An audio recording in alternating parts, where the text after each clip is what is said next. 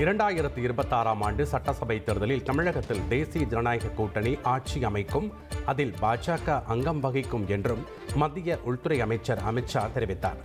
தினத்தந்திக்கு மத்திய உள்துறை அமைச்சர் அமித்ஷா அளித்த சிறப்பு பேட்டியில், அதிமுகவில் இருந்து பிரிந்து சென்றவர்களை ஒன்றிணைக்க முயற்சி செய்கிறீர்களா என்ற கேள்விக்கு, தான் யாரையும் ஒன்றிணைக்கவில்லை, அது அவர்களது கட்சி குறித்த விஷயம், அவர்கள் தாங்களாகவே முடிவு எடுக்க வேண்டும் என்று பதிலளித்தார். தமிழகத்தில் பாஜக வளர்ச்சி குறித்த கேள்விக்கு, தேசிய ஜனநாயக கூட்டணி மிக வலுவான நிலையில் இருப்பதாக அமித்ஷா தெரிவித்தார். தமிழகத்தில் கூட்டணி அரசு அமைக்கப்படுமா என்ற கேள்விக்கு பதிலளித்த அமித்ஷா, தேசிய ஜனநாயக கூட்டணி நிச்சயம் அரசு அமைக்கும், அதில் பாஜகவின் பங்கு இருக்கும் என்றும் குறிப்பிட்டார்.